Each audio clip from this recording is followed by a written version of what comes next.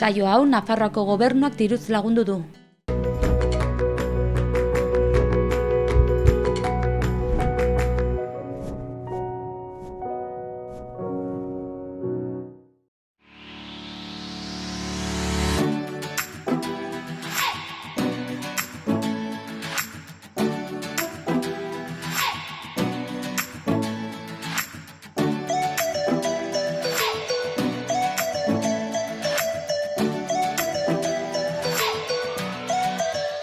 Arratsaldeon, gaurkoan Arantza Ibarra gure etxe honetako kolaboratzailea etorri da estreinaldiei buruz hitz egitera.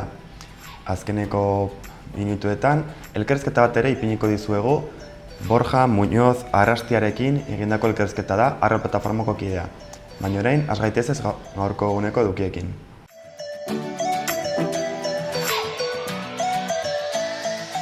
Gaurko efemerideak aipatuko ditugu orain. 1905ko ekainaren 27an, Errusia eta Japoniaren arteko gudaren kontestuan, Potemkin korrazatuko marinelak matxinatu ziren, gudako krimenak salatuz eta gudaren amaiera aldarrikatuz.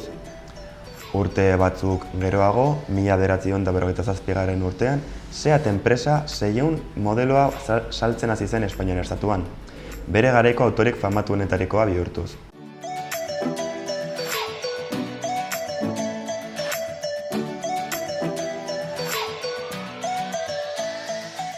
Gaurko agenda errepasatuko dugu orain.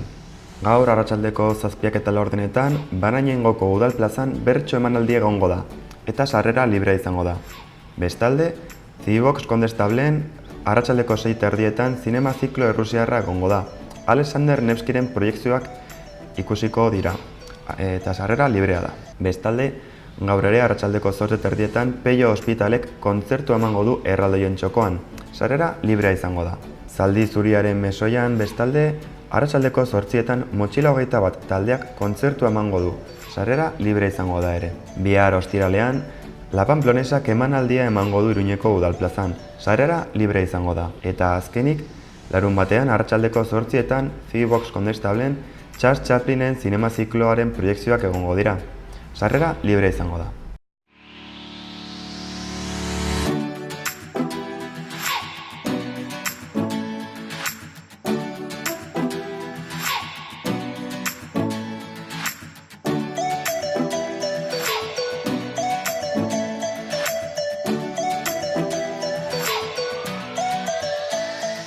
Gaurko eguneko komunikabideen portada nagusiak azalduko ditugu orain. Diario de Navarraren titular nagusian, Nafarroako gobernuak bero olatua dela eta kirol eta jai jardunaldiak atzeratzea gomendatu du.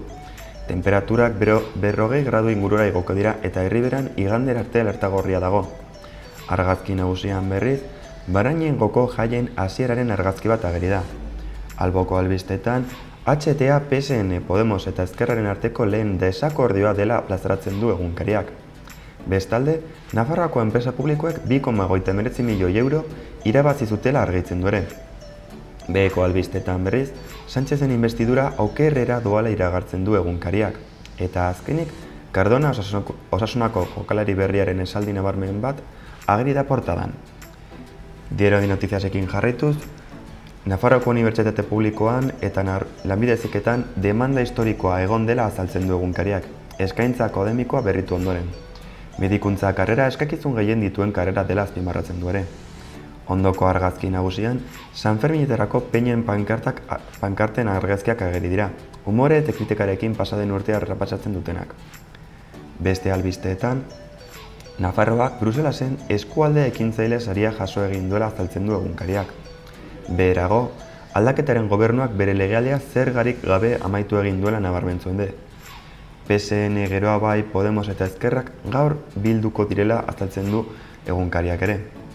Azken albisteetan, Nafarroako ospitale zentroaren handiagotzea 1,3 milioi eurorengatik osasunak egingo duela azaltzen du, baita Nafarroak bero olatuarengatik alertara deitu egin duela nabarmentzen du ere. Barainengoko jaien hasieran emakumea kirola eta festa batu egin direla aipatzen du, eta azkenik Mark Cardona Osasuna taldeko jokalari berriaren hitzak ekarri dituzte azalera. Gara egunkariak bere titular nagusian kamerak lakuari tortura kasuetara sartzea eskatu egin dela nabarmentzen du. Ondoko albistean, adin gutxiko neska bati eraso egiteagatik 2 pertsona Bilbon atxilotu dituztela plazaratzen du egunkariak. Argazki nagusian berriz, mundu guztia aterpe bila berotik ihes egiteko tituluarekin agertzen du uretan dagoen neska baten irudia. Urkulluren kontuak negoziatzeko PPk bere exigentziak murriztu egin dituela argitzen du egunkariak ere. Bestalde, University of Arts Londonek Bilbon zentro bat zabaltzeko intentzioa duela plazaratzen du. Azkenik, Naia Buruakanen kronika bat ageri da Matop Lunesen omenaldiari buruzkoa. Berria egunkariarekin jarraituz, epaitegi eta komisarietako garbitzaileen greba ituna eginda amaituko duela azalatzen du egunkariak. Argazki nagusian berriz, euskararen aldeko protestaren argazkia ageri da Dona Pableun. Beste albisteetan, Josu Urrutikoetxea kartzelan jarrituko duela aurreratzen du egunkariak, eta epaileak urriaren 16an euroaginduaren auzia finkatu duela azaltzen du ere. Iritzi artikulu bat ageri da, ere Euskal Herriko Unibertsitateak militarismoarekin kolaborazioa eteteko eskatuz. Alboan, Asiak zabor gehiago ez duela nahi titularekin Bangladesen zabor itsaso bat ageri da. Bestalde, Bilboko sexu erasoarekin lotutako 3 pertsonak atxilotuta daudela argitzen du egunkariak, eta ikerketa oraindik zabalik dagoela zehazten du. Bestetik, Lampedusako portura Sea-Watch 3 ontzia sartu egin da Salviniren mehatxuei kasurik eginez, eta azkenik, San Pedroi buruzko argazkiak daudela azalerazi dute. Euskal Herria irratiarekin amaituz, laukoak Nafarroako ekonomia osasuntsu eta 158 milioiko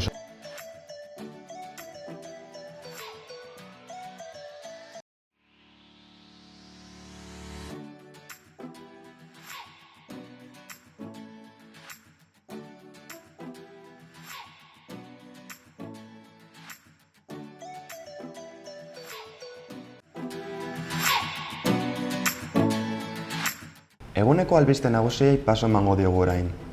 Uharterekin hasiko gara. Abian da Uharteko jaietarako kartel lehiaketa. Irailaren 14tik 22 ospatuko diren Anaitasunaren jaietarako kartel lehiaketa martxan da dagoeneko. Lanak aurkezteko epea ustelaren 19an arratsaldeko ordu 2etan bukatuko da, eta lanak udaletxeko bulego orokorretan aurkeztu beharko dira. 3 sari emango dira, lehenengoa 600 eurotakoa, eta 200 eta 100 eurotako beste bi. Noaineko albistekin jarraituko dugu. Larun baterako mendi irtera bat antolatu du Noaingo Kirol Patronatuak eta Zizurrek. Ekainaren 29 larun batean, goizeko 7etan hasiko da irtera Elizatik eta helburua Lumbreras da, Errioxan. 14 urtetik gorako pertsonentzat pentsatuta dago irtera hau. 7 euro kostatuko da irterara anputatzea eta Galo Sánchez da irterako arduraduna. Beste albisteetan, Dravet sindromearen eguna dela eta Noaingo monumentuak more kolorez argitu ziren. Pasaden igandean izan zen gaixotasun arraro honen eguna eta Noaineko herriko ubidea morez argitu zuten berriz ere. Herrian kontzientzia handia daukate gaixotasun honekiko eta urtero hainbat ekintza eta jarduera antolatzen dituzte ikerketan laguntzeko. Iruñeko albisteekin amaituko dugu albistegia. Iruñeko peinen pankartak plazaratu dira jadanik. Marabillas, Osasuna taldea, La Pamplonesa eta hauteskundeak izan dira urtengo gaiak besteak beste. Game of Thrones telesailari buruzko omenaldiak ez dira falta ere. Ez da Altsasuko gazteen askatasuna eskatzen dituzten esaldiak ere. Iruñeko Peinen Federazioaren Facebook orrialdean ikusgai daude pankarta hauek. Bestalde, ahotsa.info komunikabideari jarritako salaketa artxibatu egin dute. 2018an zabaldutako 2 albisteetan euskal preso politikoak terminoa erabiltzeagatik, Espainiar poliziak ahotsa komunikabidea entzutegi nazionalaren aurrean salatu egin zuen.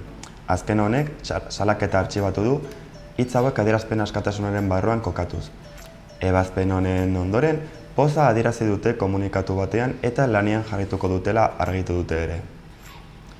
Bestalde, mankomunitateak festetarako zabor bilketa zerbitzu berezia martxan jarri du.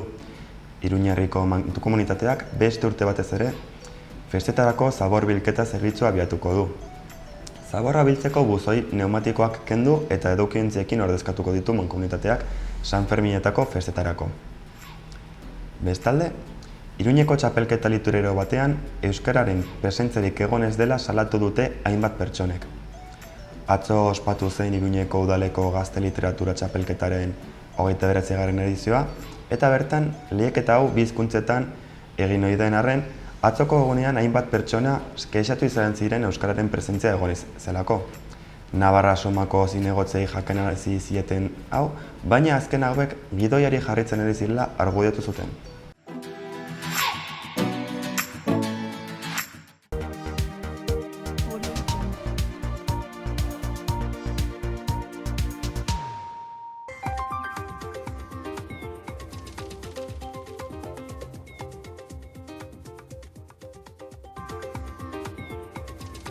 Gaur temperaturak gora egingo du berriro eta barnekaldeko altuenak 38–42 gradu ingurukoak izango dira.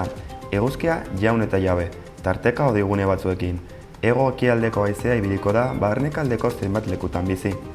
Arratsaldean zehar, haizea bat-batean eta zakar edo oso zakar aldatuko da ipar-mendebaldera eta temperatura 8–10 gradu jaitsi liteke ordubetean zonalde honetan. Iruñean, 19 eta 41 gradu bitarteko temperaturak edukiko ditugu. Bihar bero itogarria, isurialde Atlantikoan eguerdi partean ipar ukituko haizea ibiliko da eta ondorioz temperatura ez da ostegunean haina igoko. Nafarroa erdi eta hegoaldean berriz ekialdeko haizea gailenduko da eta bero zakarra jarraipena izango du. 35–40 graduko maximak neurtuko dira. Ipar partean, goizean goiz eta iluntzetik aurrera behe-hodeiak ikusiko baditugu ere, eguerdi partean giro eguzkitsua nagusituko da. Barnealdean, zerua oskarbi eta hodei mutxirekin mantenduko da. Iruñean 40 gradutara iritsiko gara berriz ere. Goazen orain gaurko elkarrizketari paso ematera.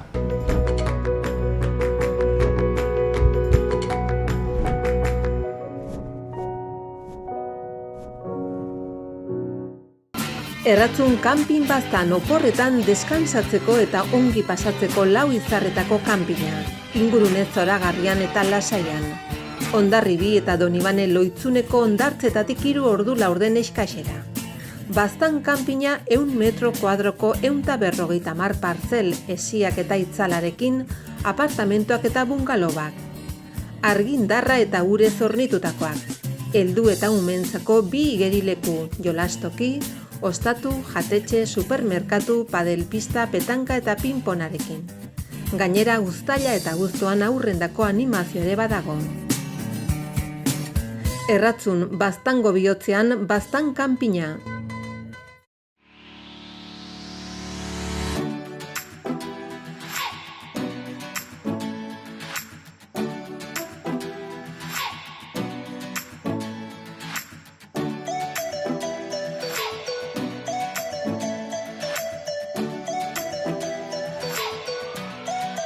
Arratsaldeon gaurkoan Arantza Ibarra etorri da gurera, etxenetako kolaboratzailea eta zinemari buruz hitz egitera dator, batez ere estrenaldiei buruz.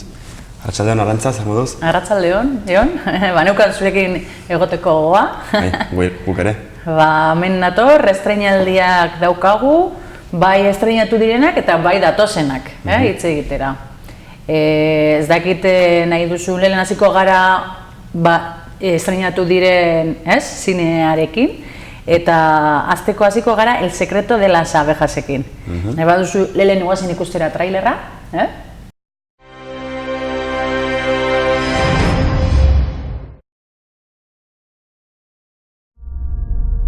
Así es como te despides ahora. Tendrás que aprender a cuidar de ti y de ese hijo tuyo. Nuestro. ¿Y ahora qué? Nos han desahuciado. Hace 20 años que no duerme nadie aquí. Esta era mi cama. Probablemente no aguante que salten encima de ella. ¿Parezco de las que podrían saltar sobre una cama? Un poco. Esto es un panal. ¿Te gustan las abejas? ¿Tiene colmenas en el jardín? ¿Te gustaría verlas? Debes contarles tus secretos. Así no echarán a volar. Mi mamá está triste. No sé qué hacer. ¡Fuera! ¡Fuera! ¡Fuera! Estate quieta.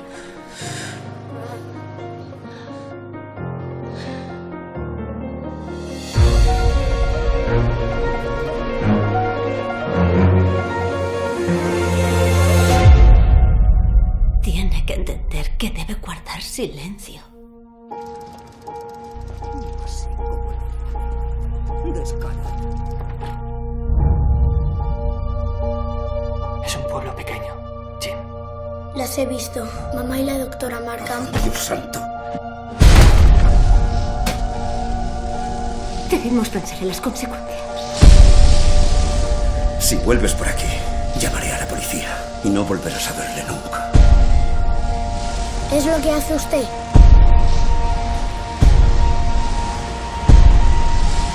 Sé un hombre. Quiero esto.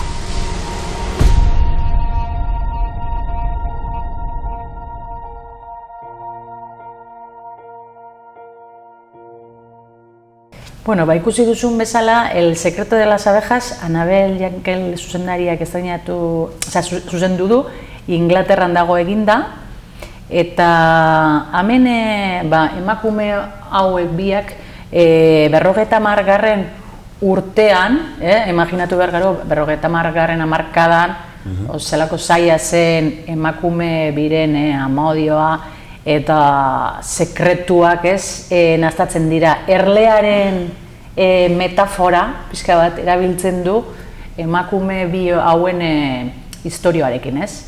Eta orduan zelan emakume bat Anna Paquin egiten duena etortzen da Eskoziako hiri batera, medikua da, eta hor mutil txiki bat da bere pazientea, eta bere amarekin etortzen da, eta beraien emakume bien artean kriston atrakzioa eukitzen dute, azten da hori, eta herrian, hirian, zelako, umea dago ofan hitz egiten horri buruz, ume bezala ikusten duenari buruz, eta zelan joaten den hirian pixka bat apurka, jendea txutxu-mutxuka, eta orduan asko dauka, metafora asko, erlearekin zebera Anna Paquinek egiten duen papera, medikua eta dauka kolmena bat, eta hor erleak erabiltzen da.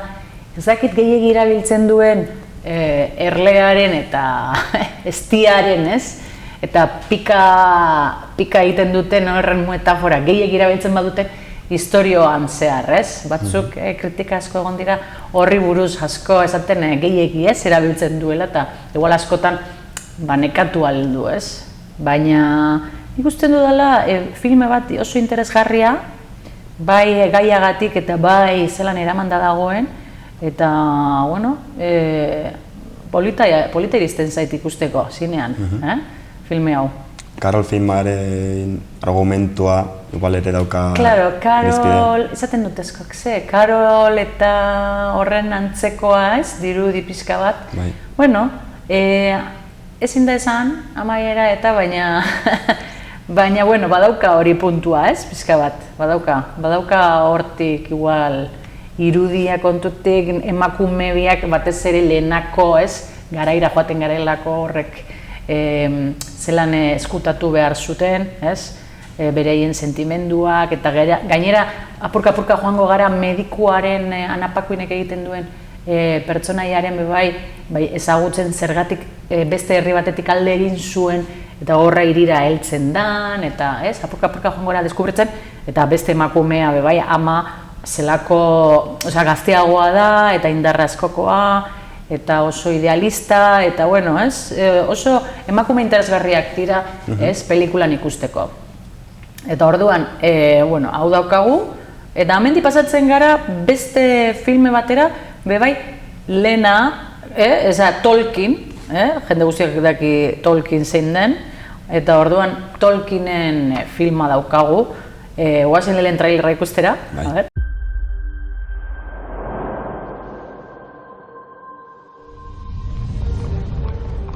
Desde pequeño me ha fascinado el lenguaje.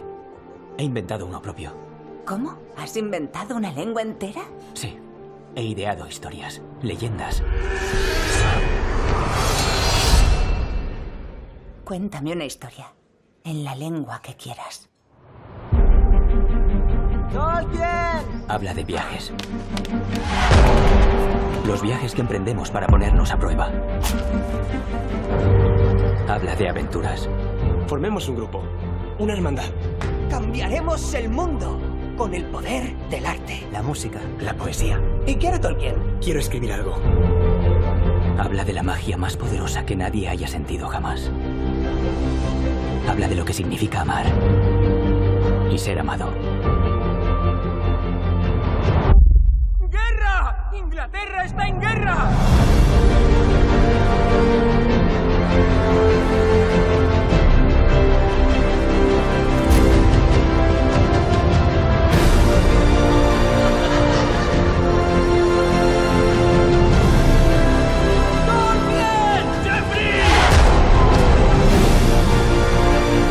En cuanto al modo en que maneja el ritmo del lenguaje, he de decirle al señor Tolkien que nunca había visto nada igual.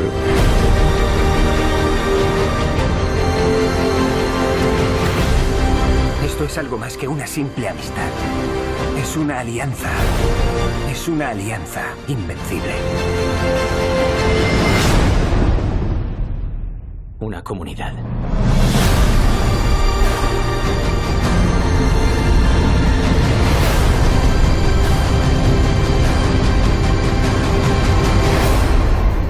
Bueno, Tolkien, jende gehienak ezagutzen du badakizu zergatik, ez? Eraztu niñadenaren idazlea, El Hobbit... Hori da, ez? Eta orduan, bere familiak, Tolkienen familiak, ez du baimena eman, inoiz, pelikula bat egiteko Tolkieni buruz. Eta hau pelikula egin da, beraien baimena gabe. Lehenengo esan behar da hori, jakiteko jendeak, ez? Ez dute inoiz eman baimena, Tolkienen filmerik egiteko. Baina hemen daukagu Domekaru Koskin filmea, eta joaten gara batez ere bera ikasten zegoenean, eta batez ere bere, ikusten asko laguntasuna, beraien lagunak, zelako elkarte egiten duten beraien artean, bere irudimena, amodioan, ezkabatekin, eta orduan, zerrek inspiratzen dion, batez ere idazteko, ez? Eta orduan, ikusten da, bera zelan maite mintzen dan, zelako lagun handiak daukan, gutxi gora bera joateko ikusten zelan El Señor de los Anillos eta horrek nondik datozen, ez? Eta zelan amaieran, filmeran, zelan azten dan irudikatzen Tierra Media hori irudikatzen, ez? Zelakoa izango den, eta orduan filma doa horri buruz azten da batez ere laguntasuna eta modioa da oso garrantzitsua filme honetan, eta irudimena gehiago amaierako, ez? Dago hemen filman, Estatu Batuetik dator hau filma, eta Nicholas Honetek egiten duen pertsonaia Tolkienena, igual batzuk esaten dute, irudimena Tolkienena eta ez dagoela gehiegi ez dela sartu hor eta bere bizitza pertsonalean gehiago sartu direla, ez? Beti dago badakizu ez daukatenetik baimena ere gainera, ez? Eukidu beraren kritikak eta gauzak, baina Tolkien gustatzen zaienai eta nahi duenak deskubritu zelakoa zen, ero ze bizi izan zuen, ero zergatik asmatu zuen hizkuntza barri bat ere bai, ez? Hori egiteko, aukera bikaina daukagu, ez? Tolkien zinetan dago orain, jendeak ikusteko. Eta nik daukat hemen gordeta, orain dauden estreinaldietatik ez datozenak, bihartik aurrera datozenak, baizik eta ziur batzuk ikusiko zuten laia, beste batzuk egongo dira zain ikusteko, familia guztintzat, umeentzat, gaztetxoentzat dago Toy Story 4, ez? Eta, lehen ikusiko dugu trailerra. Woody, ¿por qué estoy vivo? Eres un juguete. Perteneces a Bonnie. Estos son tus amigos. Woody, tengo una pregunta. Bueno, en realidad no tengo solo una. Tengo todas las preguntas. ¿Quién quiere irse de viaje? ¡Yo! ¡Vacaciones! ¿Necesitas ayuda? No, yo me encargo. Ya sé que suena un poco raro, pero todos tenemos que asegurarnos de que no le pase nada a Forky. ¡Buddy! ¿Le ha pasado algo? Gus, tenemos que recuperar a Forky. Recibido. ¡Estoy entrando en pánico!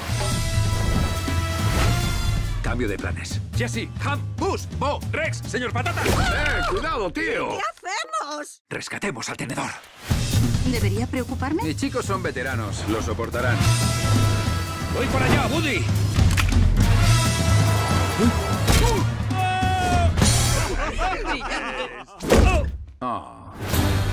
Conozco al juguete perfecto para ayudar.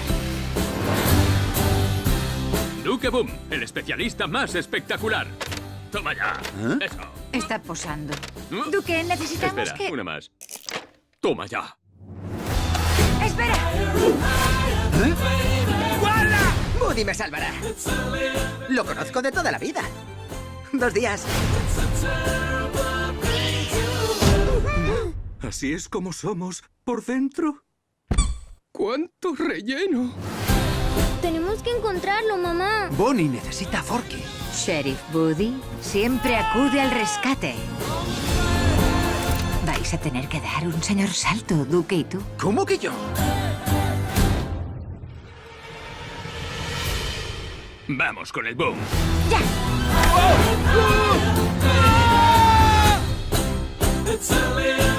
Ahí es donde retienen a Forky. ¿Cómo conseguimos esa llave? ¿Qué tal el clásico ataque espeluznante? Buena idea. Oh, ¿de dónde habéis salido vosotros? ¡Las llaves, ¡Dánoslas! ¿Dónde están? ¡Las llaves! ¿Dónde están? No vamos a hacer eso. Bueno, a ver, honek eukitzen du kriston gidoia. Bai. Osea, gidoia Toy Storyna beti izaten da, baina jende asko izaten du, umeentzako pelikula bat, eta ez. Umeentzako, nagusientzako, egon behar zara hor begira, guri zer ez da bien esaten, ezta? Da, Toy Story 3. Ezakit ikusi duzun zu, bai? 3. Hirugarrena bai dauka kriston gidoi ona. Historia, eta gainera, negarrez amaitzen duzu emoziona hunkituta, ez? Hain dagoen ondo lotuta eta eginda eta imaginazio, bikaina. Eta hemen, 2. kasuan, Bobby, portzelanazko panpina, portzelanazko neskatxoa, hori berreskuratzen dute, ez? Eta hori nahi zuten berreskuratu dute. Asko gustatzen zait, zelan erabili duten Pixarrekoak peliku filme honetan, Toy Story 4, neska, claro, dago Woody eta dago Buzz Lightyear. Eta protagonista bia mutilak, ez, izango dugu direla. Eta orain neska bazartzen dute bai, kriston indarraz, erakusten diona Woodyri hori gela baino gauza gehiago existitzen dela, ez? Eta horren muñeko guztiak kanpora ateratzea eta kanpoan ikustea zenba gauza dagoen, honek erakusten die eta ez da, iristen zait gozotasuna, xamurra dauka, pertsonai oso bereziak umeak oso ondo pasatzeko, eta gero daude esaldi asko, ez? Nagusiak eta egoteko hor, ez? Dana harrapatzeko, ez? Ze asko umeak ezingo dute harrapatu, baina nagusiak ziur baietz. Eta orduan Toy Story 4, nik gomendatzen dut asko, bai umeei, nagusiei eta danei. Nik ikusi dut, eta nahi nuen ikusi, ze 3. iristen zait, askotan ikusten duzunean lehengoa, pentsatzen duzu, bigarrena zelako izango da. Eta 3. esaten duzu, ez? Askotan beti egoten zara pentsatzen, zelakoa den, ez? Eta hemen kasuan, joan dira, gero eta hobeto, nik ez dakit, ez da? Gero eta hobeto, eta baina batez ere, gidoilariak oso garrantzitsuak dira. Askotan, animazioa, eta ondo egin egon behar da, baina argumento bat, historio bat, ondo lotuta egon behar da, eta gidoilariak hemen oso ondo landu dute, filma. Bueno, eta orain pasako gara, nahi baduzu pasako gara, orain datozen estreinaldiak, bihartik aurrera datozenak, eta, bueno, hasiko gara Espainiar komedia batekin, guazen ikustera, Los Japón, trailerra. Este año Japón corona a su nuevo emperador. Usted es nuestra última esperanza. El destino de nuestro imperio está en sus manos. Ni se imaginan la que se les viene encima. ¿Cómo voy a ser yo el emperador de Japón? ¿Para qué si no canta, coño? Cosas más raras hemos visto.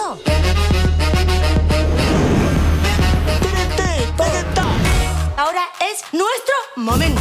Toma ya ahí. Emperador, La baronesa te dice en su casa, recibe Lola en una hamaca. Siendo yo aquí la emperatriz, como que yo no. ¿Y yo que me creí que eran unos guarros? ¿Cómo dice que se llama? Yoshito Taniguchi. No es que no sepa hablar japonés. Konnichiwa. Con mi chihuahua. Que no se coge ni los palillos. Esto es guacamole, ¿no? No. ¡Hala! ¿Cómo mola? Hazlo otra vez. Moste y Lunodes. Ay, Dios mío, qué cateto eres. Esto es perfecto para hacer un espetito. Me recuerda a Fuengirola. ¿Tú has estado alguna vez atrapado en una relación? ¡Claro! Pagas extraordinarias.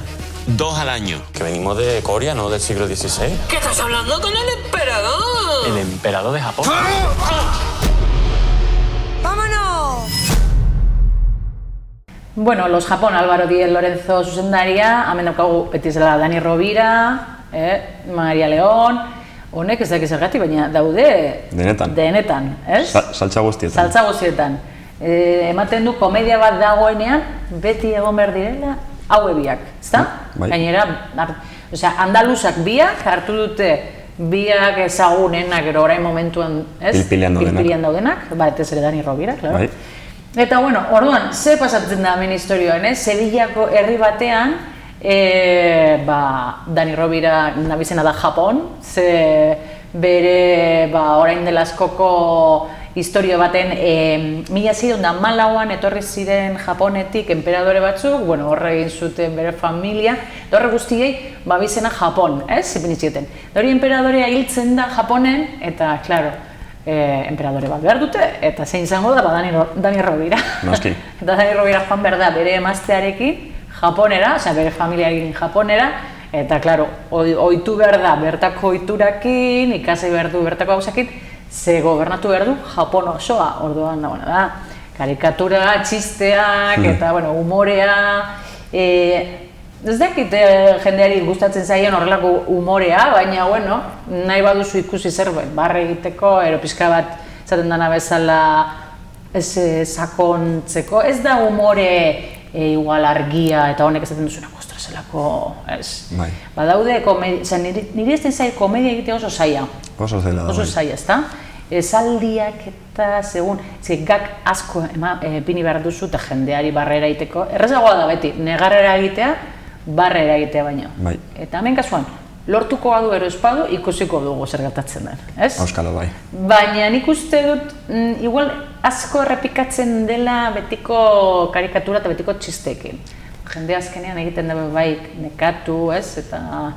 Baina, ondo pasatzeko eta momentuaten, hau Malagako jaialdian, klausuran egon zen, Los Japón, bera Malagakoa, gainera, eta, klausuran egon ziren, ez duki horrelako kritika honak, ez duki honak, baina ezke askotan azte zera petzaten, ez duki honak, bertakoak direlako bai askotan, joaten zara gehiago, ez? Igual luparekin ikustera zer dago ondo, zer dago txarto, ez? Ez dakit. Aukera bat eman beharko zaio ikusteko, ez? Eta, barregura ematen duen, ondo pasatzeko momentu bat, ez? Bentsat daukan, ez? Eta, amendik Los Japonetik pasatuko gara, Estatu Batuetako pelikula batera, batzuk ikusten dutenean txakurra eta pentsatzen dute umentzako eta ez beti, baina ez dakit, batzuk pentsatzen dute umentzako ez dela, beste batzuk pentsatzen dute baietz, aber zuri zer iristen zaizun. Tu mejor amigo, un nuevo viaje, Gail Mankusok hartzen du pelikula hau, arinago egin zen, pelikula hau Las Hastromek zuzendariak egin zuen, Siempre a tu lado Hachiko izenaz, eta hau da bigarren partea bezala, jarraitu dute ez, eta orduan, batzuk esaten dute, egumeak eta txakurrak hitz egiten du, bera da ofa eta bera dago hitz egiten. Claro, asko maskotak badaukate txakurra eta ikusten badute hil egiten dela, eta reenkarnazioa eta beste batean reenkarnatu eta hil eta reenkarnatu, nik ez dakit, batzu petzaten dute umeak igual, pixka bat tristepiniko direla, ikusten du gehiegi babesten dugula. Batzutan bai. Bai. Lehena ikusten genuen, kriston gauza gogorrak hil egiten ziren, begira Bambi, bai. Eta daude horrelakoak asko. Eta orduan, nik uste dut gehiegi babesten dugula. Gainera, niri iristen zait heriotza, umeak ere bai, ikusi egin behar dutela. Ze bizitzako gauza bata. Eta gainera, olako era batera ikustea, ez? Guazen nahi baduzu ikustera trailera, eta aber zer iristen zaizun.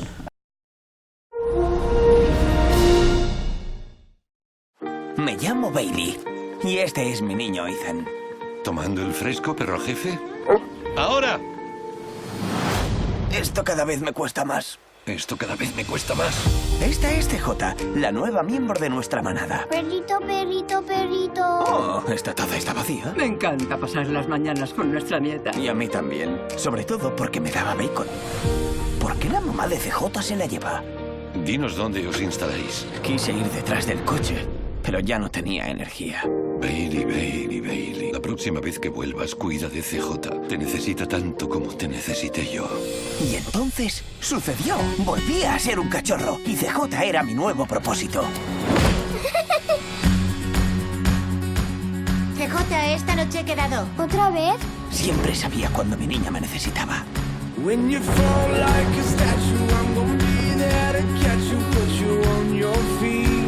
Espera. ¡Abuelo, mi chaval! Ethan, soy yo, Bailey. ¿Eres tú, perro jefe? ¿Cómo se os ocurre presentaros sin avisar? Déjanos ver a nuestra nieta, por favor. Tú sigue cuidando de CJ. Daba igual cuántas vidas me costara. Siempre estaría junto a CJ. Hola, ¿de dónde sales tú? Creo que te ha elegido. Las cosas no siempre salen como planeamos, pero a veces las sorpresas son lo mejor. Desconoces muchas cosas de ese perro.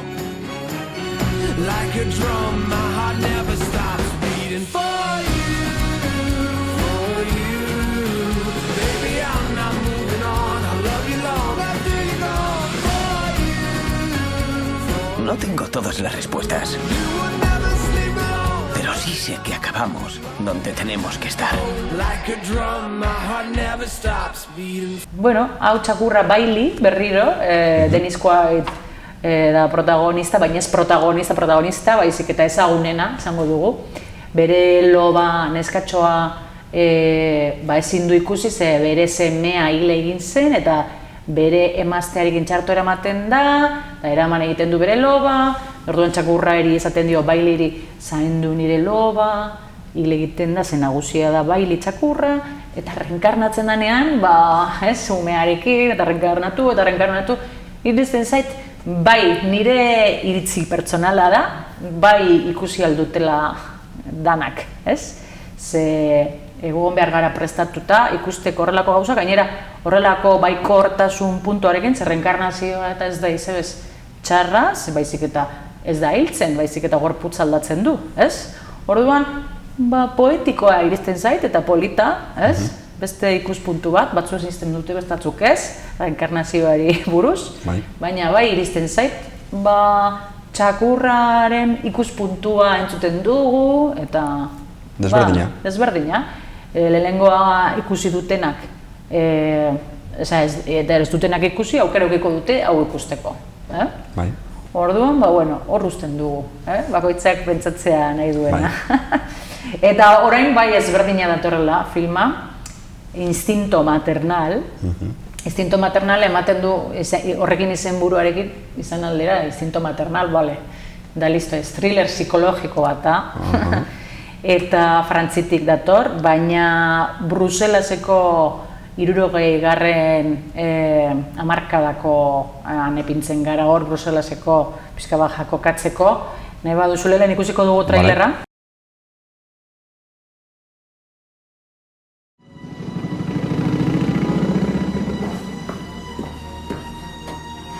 ¡Feliz cumpleaños! ¿Tú lo sabías? Te odio. Vamos.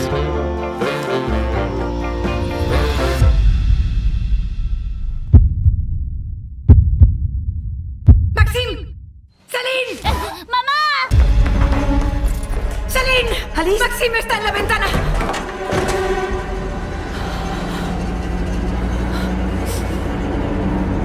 No.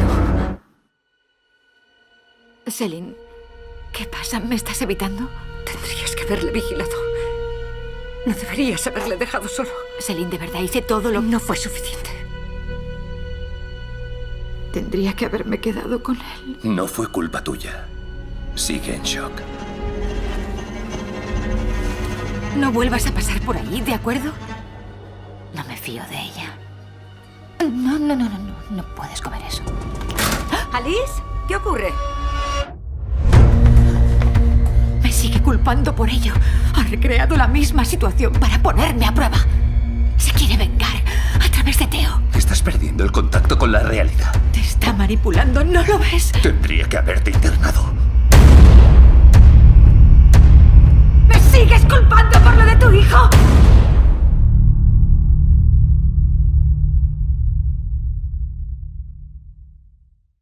Bueno, igartzen da, bizka bat bere punto misteriotsua, Hitchcock puntua daukabe bai. Zer gertatzen da hemen kasuan?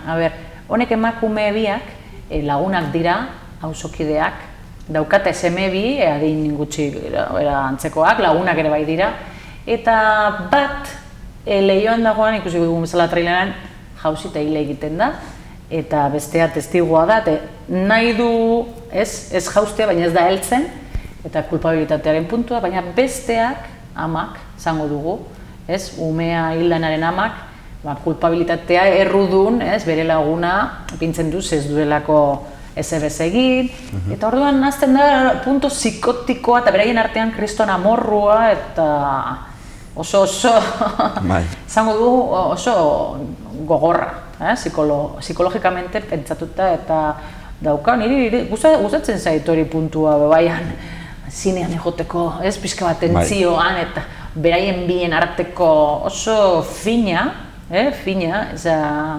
ez da honek suspenseak esango dugu errezak, baizik eta fina, psikologikoa, eta egoten zarenak hor pixka bat desoroso horrez ikusten. Niri Hitchcockazko gustatzen zaio bai, eta horre puntuak eukitzea pixka bat suspensekoak, badauka bere... Zerba badauka bai. Bere hori. Eta orduan, nik hau badaukagu ikusteko, bai, instinto maternal, ibizten zaidalako. Gaia, beste erabatera, horrelako gai bat, originala bizten zait, originala ikusten dut, bai? Honek belga, hau zuzendaria ez dakit zelan agozkatzen den, dauka Dueles, Oliver, Masset, de Paz, bueno, hori zuzendaria belgikakoa da, eta berak egin du filme hau, eta, bueno, hemen daukagu aukera bat ezberdina, thriller psikologikoa. Eta orain joango gara, Espainiako filme batera, Los días que vendrán, Carlos Márquez honek egin zuen 10.000 kilometro, eta gero, hau da bere hirugarren filma, eta Malagan beti kiuk reston arrakasta. Malagan, ez da Los Japón bezala baizik, eta hemen kasuan honek irabazi du filma, segonda hautatua, sail ofizialean, da irabazi du filma bezala, zuzendaria eta aktorea neskak Maria Rodríguez Sotok irabazi du bai, oseke dauka sari asko. Eta hemen gertatzen dena da gai oso erraza, xumea, baina denbora guztian, batzu betzaten dute dela dokumental bat. Ez da dokumentala, da fikzionatua. Da, bikote bat, urte bat daramate, eta haurdun gelditzen da emakumea.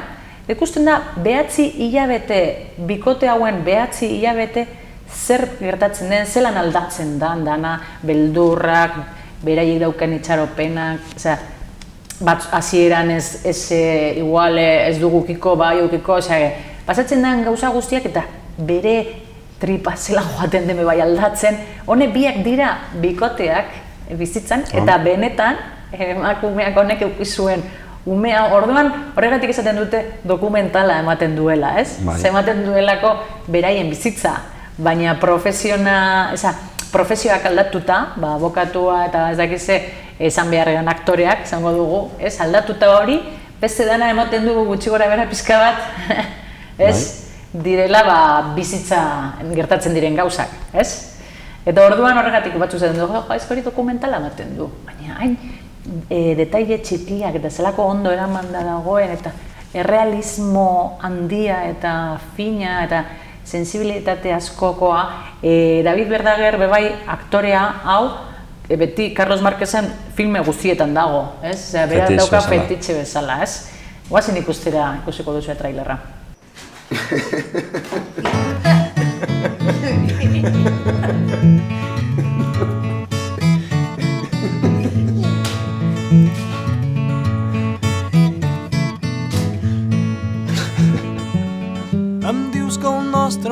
No podemos tener un hijo ahora. Pues vamos a una clínica, abortamos y ya está. ¿Tú lo quieres tener? No, eso es lo que tú digas, vaya, es decisión tuya. Quiero decir que no sé si lo quiero, pero estoy seguro de que no lo quiero. O sea, me estás diciendo que no quieres tener un hijo conmigo. Sí, si tú también quieres. La quiero parir. Quiero que salga de aquí. No te preocupes, Bill. Quiero sentir cómo baja, cómo aprieta, cómo aprieto, cómo respira, cómo respiro. Y la quiero sacar así y ponérmela aquí, así. Así.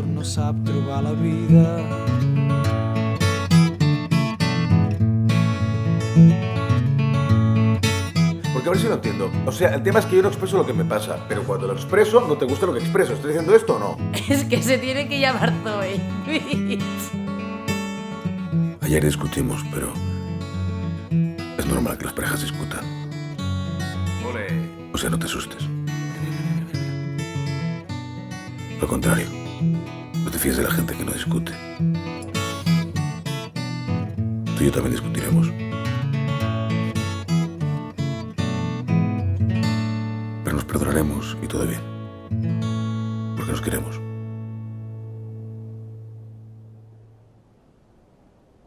Bueno, ikusten duzen bezala, da xumea, fina, gauza erreza ematen du, baina ez da erreza egitea horrelako gauza bat. Ez da erreza egitea horrelako gauza bat. Ematen du, zelako pelikula erreza, da hor dago gauza, ez? Horrelako pelikula erraz bat jendearentzat ikusteko, ez? Hori izaten da polita, ez?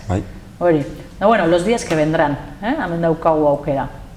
Eta orain pasatuko gara beste estilo batera, totalmente beste batera, los muertos no mueren.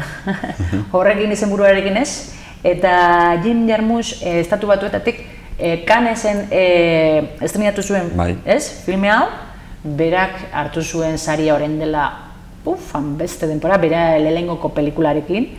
Eta orduan, hemen dator pelikula bat, bueno, pizka bat satira bata, satira bat, zombi munduarekin eginda, satira bat.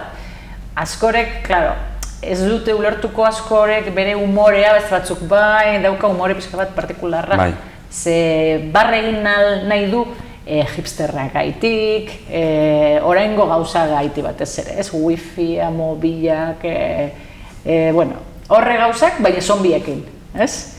Eta gero, bai pizka bat, naztatzen du estetika, igual, Fargo, punto hau, Walking Dead, egiten du pizka bat nazte borraztea hor olako pelikulekin, eta lehenako zombien pelikula bai naztatuta, eta daukagu Bill Murray, Tilda Swinton, Chloe Sevigny, Selena Gomez, han beste aktore ezagunak, eta orduan, Centerville herrian, bueno, batean, hildakoak berpiztu egiten dira, eta nahi dute, beraien, ez, gerra da, ez? Biziri daudenak, euran kontra, baina igual, hilda daudenak, hau zombiak ez daudela hilda, igual nahi dutena da, janaria, alkola, bere mobilarentzako wifia, eske, dauka punto, bizka bat... Rokanboleskoa. Rokanboleskoa, bai. Hombre, niri gustatzen zait horrelako umorea, bai, pizka bat sartzea, ez? Bai, absurdoa. Absurdoa, hori da, eta beti ez da izan behar. Hori bai, absurdoa bai egiteko buruari huelta asko man behar zaio, ez? Horrelako gauza bat egiteko. Baduzu guazen ikustera, trailerra. En este pacífico pueblo, en estas calles tranquilas, algo terrorífico, algo horripilante se avecina. Perdonen, está cerrado. ¡No te me acercas! ¿Qué diantres ha sido? ¿Un animal salvaje? Esto es terrible. Quizá lo peor que haya visto nunca. ¿Han sido animales salvajes? ¿Tú qué piensas? Pienso en zombies. ¿Qué? Ya sabes, muertos vivientes. Gules. Estás quedando guapísima. Pero bueno, ¿estáis confabulados? Zombies carnívoros. No tiene gracia, me da muchísima grima. Vaya, esto no acabará bien. Les atraen las cosas que hacían cuando estaban vivos. Cold beer. Chardonnay. ¿Acaba de decir Chardonnay? Sí, lo ha dicho. 1, 2, 3. Bienvenidos a mi mundo, zombies. Ya te he dicho que esto acabaría mal. Ah, qué mala suerte. Confío en mi destreza para defenderme de los muertos vivientes. Ya lo veo.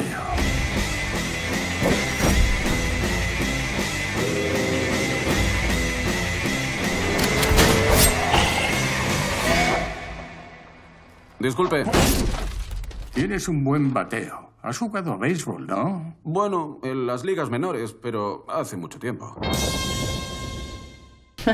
Akuzatu bezala, bueno, Bai. zombiak, hor daude, jenderi zombia gustatzen batzaio, hau honen ritmoa, zuzendari honen ritmoa, beti izaten da motelagoa eta ez da beste pelikula zombiak bezalakoa, bere estilo propioa dauka. Bai, oso berezia da. Bai, eta orduan, bueno, hor daukagu hau aukera, eta, bueno, horrek dira estreinaldiak, eta amaitzeko, nik utzi dut amaitzeko, ze estreinatzen da, bihartik aurrera, morean, Matrix zen 20.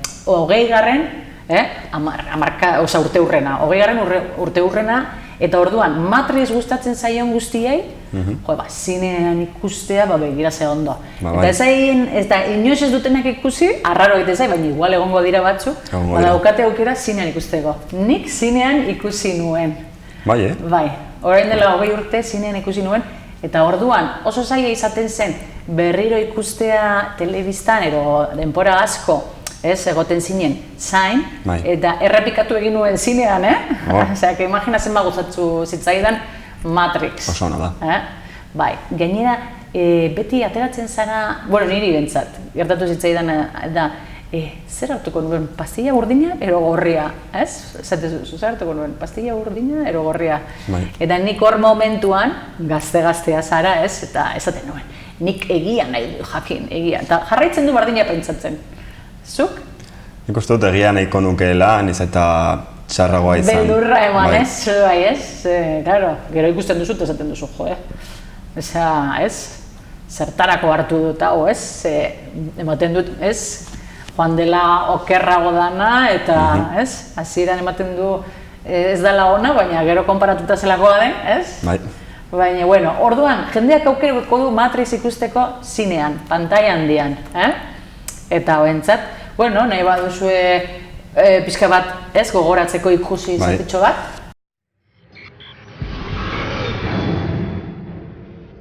¿Alguna vez has tenido un sueño, Neo, que pareciese muy real?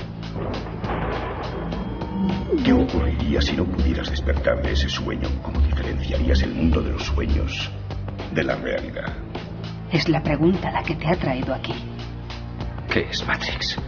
Es el mundo que ha sido puesto ante tus ojos para ocultarte la verdad.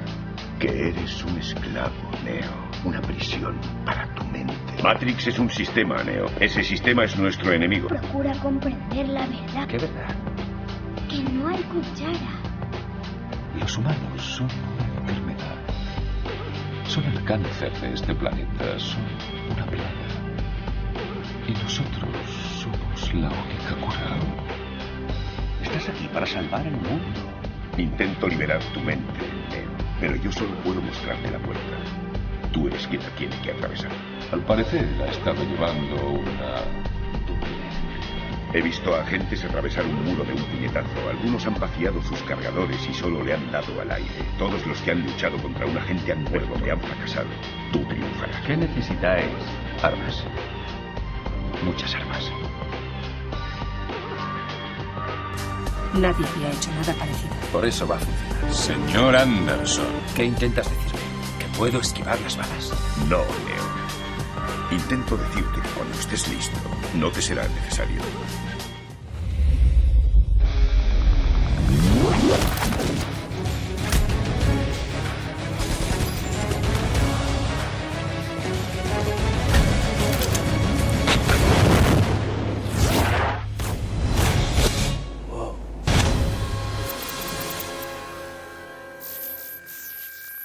Bueno, honek izan dira, honek daukagu orain eta datozenak, estreinaldietan daukagunak, zer iristen zaizu? Oso baritate handia dagoela, uste dut. Bai, ez? Bai. Zuk badakizu zein nahi duzun ikusi? Ni Matrix berriz ikustea ez importa, badaukate lagun batekin hitze martuta... daukazu ja... Itz ikusi bar dugu eta gainera komentatu genuen lehengo egunean Wachowski aizpak ari direla prestatzen prekuela moduko bat edo... Piskat diskutxe egon genuen. Ikusten du Wachowski eta gustatzen zaizula, ez? Bai.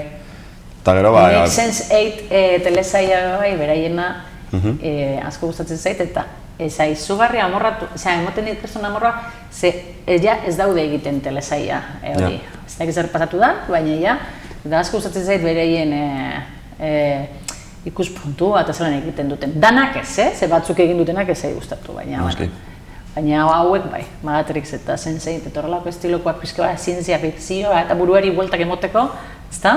Bai. Ondo etortzen da. Hau daukazue aukera, eta ez? Eta lehen egon garen bezala kontatzen, komentatu dirazunean aber zer negoen egiten, esan dizut, dokumentalari buruz gaude pixka bat montaketarekin lanean pentsatzen genuenan baino material gehiago daukagu, pixka bat komplikatua da, eta orduan gaude hueltak ematen, zen nahi dugu ondo egin montaketa, Mi Pequeño Gran Samurai dokumentala nagoena egiten, eta orduan gaude montaketarekin eta pixka bat luzatu egingo zaigu. Nahi genuen aurten uda amaierako, baina azkenean uda amaierako uki beharrean eukiko dugu ja urtarrilarako, erotzailerako. Ja pixka bat luzatu egingo zaigu. Eta ez dakiena inok da nagoela beste dokumental korto batekin, Txinan egon nintzen urtarrilean, eta hor egon nintzen familia batekin grabatzen, beraiek dira katalanak, eta bikote bat bere alaba Etiopiakoa dena adoptatu zuten txikitan, eta bigarren adopzioa Txinara zijoazen bere nebaren bila. Eta orduan, egon nintzen, beraiekin nepara guztien grabatzen hori dena, batez ere, protagonista bezala bera neska, 6 urtekoa. Eta bere ikuspuntutik, esaten den bezala, ze beti ikusten da nagusien ikuspuntua adopzioan, eta orduan pixka bat, izango batzen bezala, familian partean sartzen zara, eta bera berbetan, eta oso informala, eta orduan hori dokumentala nagoia bukatzen ja kortoa, bukatzen jaialdietan eta aurkezteko, zer hori nago bukatzen, de Etiopia a Txina. Ez dut esan oraindik inoiz, eta hemen zuzenean orain nago. Bai, primizia moduan. Primizia moduan esaten, de Etiopia a Txina ja bukatzen ari naiz, oraintxe. Da horre daukat gauza kontatzeko, laster San Fermina datoz bai, aber zelan joaten diren. Bai, aber. Eta egongo gara. Bale, erantza mi esker etortzagatik, eta horrengunako. Hori, ondo ebili. Berdin.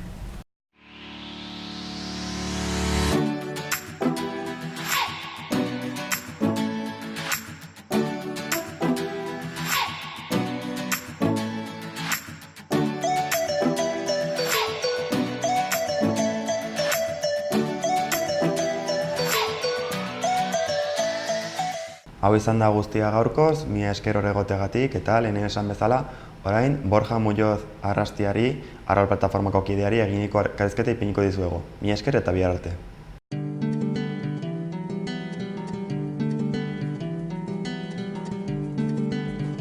Saio hau Nafarroako Gobernuak diruz lagundu du.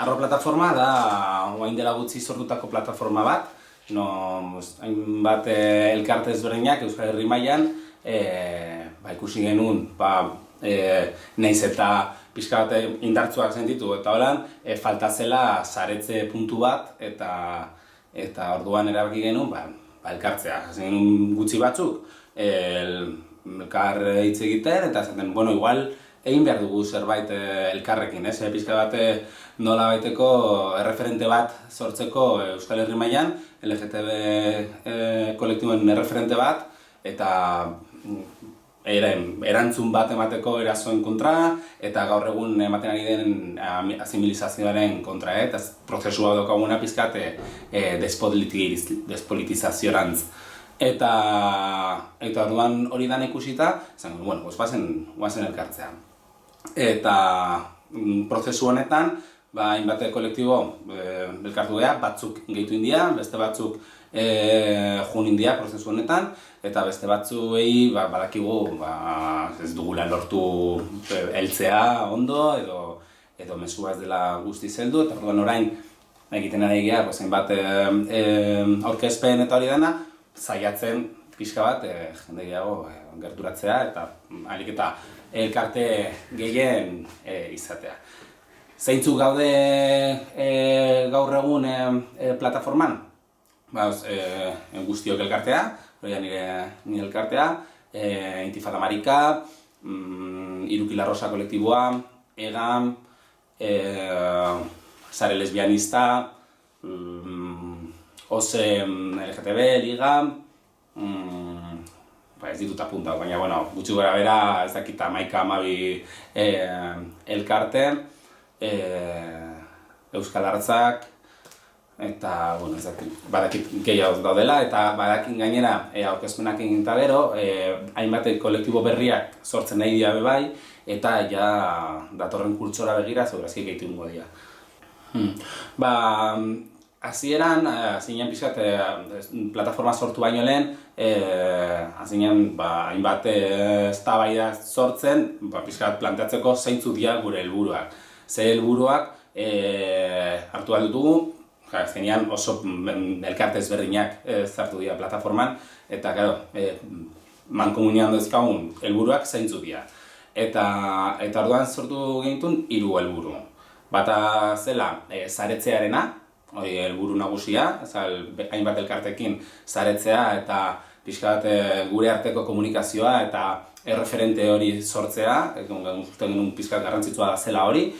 Gero, memoria berreskuratzea eta ezagutaraztea, uste dugu asimilizazio prozesuak egoten ari dien eta hori dana batzutan egiten duena da ezabatu daukagun memoria, eta orduan guretzako oso helburu garrantzitsua zen, hori, berreskuratzea gure memoria, gainera justo aurten sortu ingea eta aurten da 50. urte hurrena Stonewallekoa, guretzako oso mugarri garrantzitsua dana, eta orduan hori, ez soilik adibidez Estatu Batuetan gertatu zena, bebai Euskal Herri mailan dauzkagun memoria propioa LGTB mugimenduarena ikusi genuelako hutsune potente bat zegoela hor. Adibidez Frantzisen hilketa hor eretan orain dela 40 urte, eta hainbat gauza berreskuratu nahi ditugunak, eta jaso eta jendeak ezagutzea, bai? Guretzako garrantzitsua da hori, eta gu egin behar dugula. Mugimenduak diot, Falta helburu bat, oso garrantzitsua dana guretzako bai, asimilazioarekin zerikusia dakana, eta da, uste dugula, azkenengo urteetan jasotzen ari gara eraso oso potente batzuk, instituzioen partetik, erakundeen partetik, erakunde eta enpresa estrategia neoliberal barruan horretan, gure izenian gainera, eta hau da mingarriena. Ze batzutan jasotzen dugu hori dana eta gure izenian. Eta orduan, antolatzen dira, adibidez Bilbaon antolatzen ari den Pride hori, edo enpresak sortzen marka bat, gay marka bat gainera, batzutan esaten dute LGTB ezatiarren, ze azkenean ez da bat ere LGTBa, soilik dau G hor, eta orduan beste helburu bat oso garrantzitsua dana guretzako, dela estrategia neoliberalen kontra, hauen kontra, indar potente bat egotia gelarazteko, ez? Eta uste dugu lortzen nahi gehala, adibidez aurten Bilboko Prideari eman diogu golpe potente bat. Hori, elkartzen eta ikusten genuelako utxune bat zeudela, nahi genuen hori, sortu referente potente bat LGTB mugimenduan. Ikusi genuelako despolitizazioa oso nabarmena izaten ari zala, batzutan mezua guztiz galduta, eta oso argi daukagu orokorrean, eta komunean daukagun zerbait kolektibo hauek guztiak, dela azkenean LGTB kolektibokua izatea ez da soilik norekin egiten dugu txortan, edo ezein dan gure identitatea, edo gure genero adierazpena, edo hori dana, ez dela soilik hori, baizik eta ze leku okupatzen dugun sistema jakin batian. Eta badakigu, memoria daukagulako, gu bazterretatik gatozela, eta orduan beharrezkoa dela zaretzea beste mugimendu batzuekin, ez soilik LGTB mugimenduekin, pizka bat jakiteko ze leku okupatzen dugun, zelan kolektiboan barruan dauden batzuk, hain zuzen ere gehiak lortu dutela eskubide batzuk normalizazioarantz eredu heterosexualan eta oso normatiboan sortu direnak, eta lortu dituzte beraientzako lorpen moduan ikusten dituztenak, ez? Nun dauz marika prekarioak, nun dauz lesbianak, ja ez prekarioak eta ez prekarioak, lesbianak orokorrean nun daude, batzutan esaten dute LGTB mugimendua oso aberatza dela eta dirua dakala, eta nun dago adibidez transexual kolektiboa langabezi maila dela orain arte altuena, migranteak, errefuxiatuak, eta hori da, nun da jende hori dana, ez? Eta zer egingo dugu, zenbat kolektibo ahaztuko ditugu bidean, ez? Batzutan ematen du, guk lortzen ditugunean lorpen batzuk, edo batzuk pentsatzen dutena lorpena diena, jazta zoragarri eta ahaztuko ditugu borrokadanak, eta zanbezekin pueda. Gure erronka eta garrantzitsuna igual egonkortzea, hau da, pixka bat sortu ingea, eta orain daukagu euforia leku guztietan, gainera justo konzitu indu Pridean kontuarekin eta Bizkaiko koordinadorarekin, Bizkaiko koordinadora, ekaino 28 koordinadora, ia elkarte denak edo danak arron plataforma dabe, eta orduan egin dugu pixkate indarrak batu, eta aurten egin dugu indartxu, egon geha horren kontra. Karo, orain uda dator, eta datorren kurtsoa hasiko da, eta behar dugu pixkat hau egonkortzea, eta pixka bat daukagun indarra orain, mantendu, ez? Memorian kontuak eta urtean zehar gauzak egitea. Hori da daukagun orain datorren urtera begira pizkat indartzea gehiago, handitzea, hau da, gehitzea kolektiboak, hori da daukagun erronka nagusi bat hasieran, eta hori, datorren urtera begira pizka bat hori.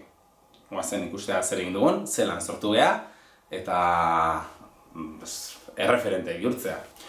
Bueno, hemen ere, sortu dugun zerbait, pizka bat dauzkagu azkenian LGTB mugimenduan eta mugimendu transmarika biboion gaudenok gure zareak era informalean edo dauzkagu, eta orduan etorri gabe bai pizkat aurkeztea eta transmititzea guretzako oso garrantzitsua den zerbait dela sortzea irudi potentea hau.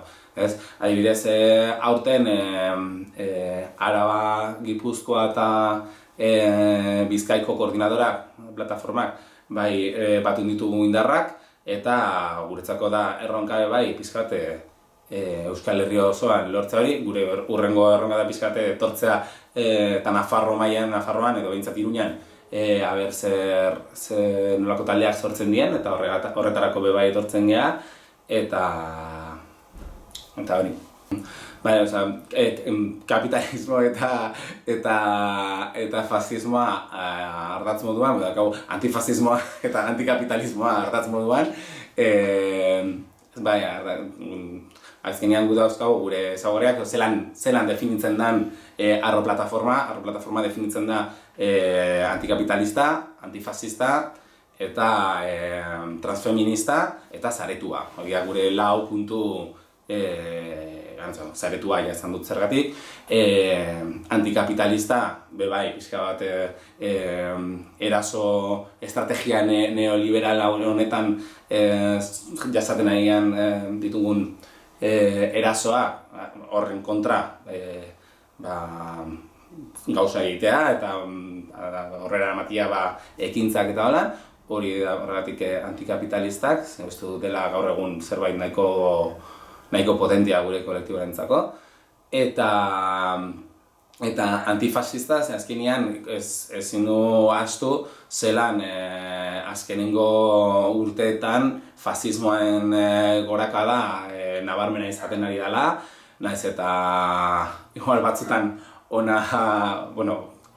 behintzat Bilbora edo Gipuzkoa Araban dain nabarmena, baina hainbat diskurtsoak, hemen adibidez Nafarroan eskolaekin gertatzen dena, zerbait oso publikoa egiten denean, ja fascistak azten dira diskurtsoa jartzen, eta pixkat garrantzitsua da diskurtso homofobo, transfobo, xenofobo hauek igotzen nahi dienak, horri bai pixka bat kontraitia. Hori bai egia da, plataforma danak bai Araban, Gipuzkoan, Nafarroan, Bizkaian, euskau egitarago batzuk, Nafarrokoa da beti enbidian ematen diguna, azkenean beti da holan ekaina hartuta eta presentzia potentia eta ekintza gainera nahiko politak eta momentu esmistoak eta hori dana, da beste leku batzutan oraindik ez ditugu olakoak egin, eta baina adibidez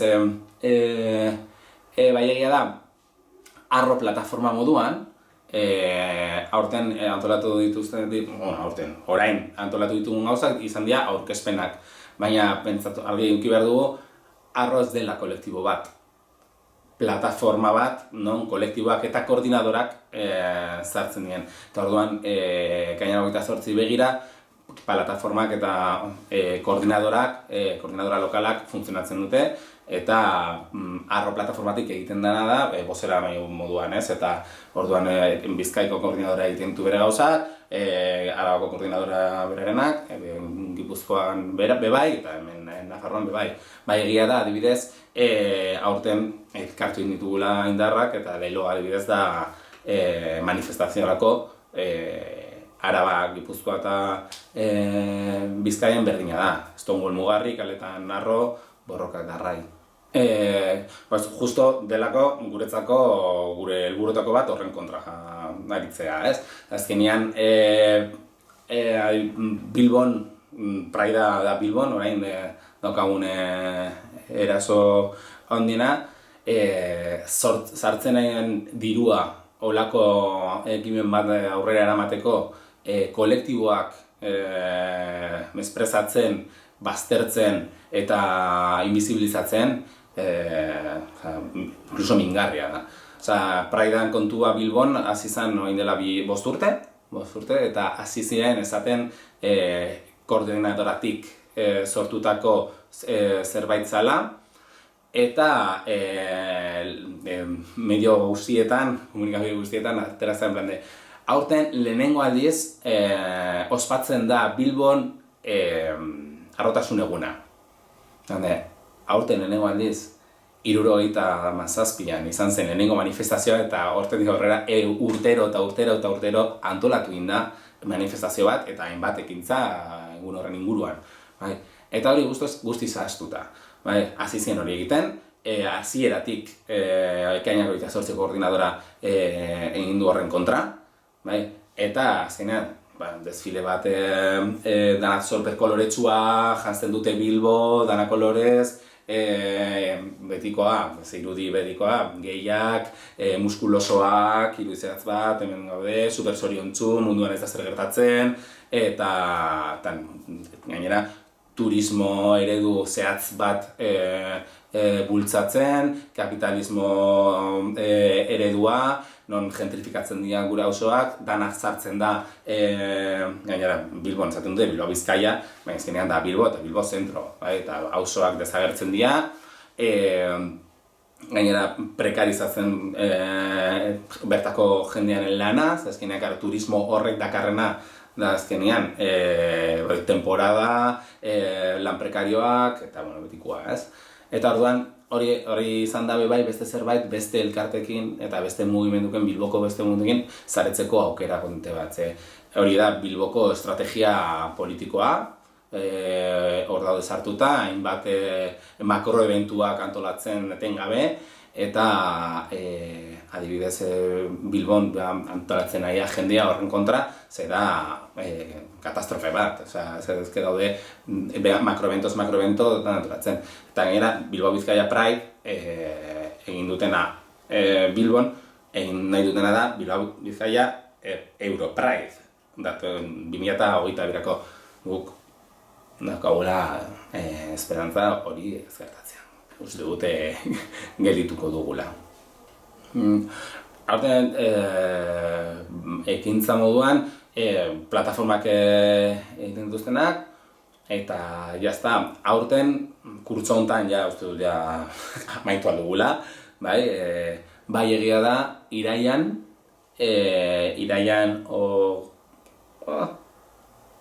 hogeita ezakizen bat,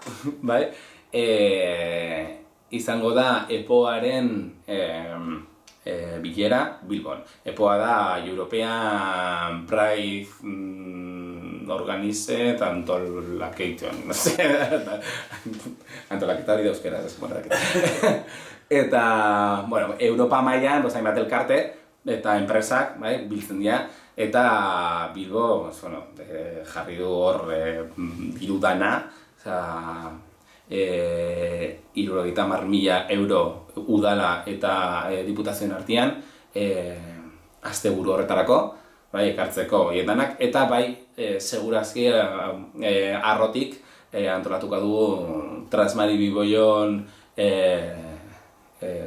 erresistentzia jardunaldi batzuk, horren kontra egoteko, azkenean etorri dira, nahi dutelako hotel bat egin bebai, eta pixkat babesa emateko horri, eta pixkat urratzak ematen nahi dielako Europride horri begira. Eta orduan, momentu horretan hori da, indarra jarriko ditugu iraian, eta gero jarri jungo beha pixkat bakoitza bere elkarteetan bere lan egiten, eta plataforma moduan helburu horiek mantentzen, ez? Bai, erasoak daudenean, eraso homofobak, adibidez, aste honetan, Sestaon, egon da beste eraso homofobo bat, eta beste eraso matxista bat, eta plataforma moduan adibidez salatzeko egoera guzti hori bai, hor gaude, bai, gure egitekoa urrengo hilabetean izango da, iraiakoa, eta jarraitu memorian bilatzen, jarraitu erasoen kontra egiten, eta iraiako gozo. Eta zaretzea hori indartu. Gure fokuak horiek izango dira. Indartzea, fasismoaren kontra tinko egon, eta erreferente potente bat bihurtu, bai edo bai, erakunde publikoak eta enpresak gure diskurtsoa ez lapurtzeko. Azkenean, bai, hitz egitea LGTB mugimenduari buruz, zoragarri hitz egitea, baina ez lapurtu gure diskurtsoa eta ez hitz egin gutaz gu gabe. Eta hori da guretzako garrantzitsuna, horretarako erreferente bihurtu behar.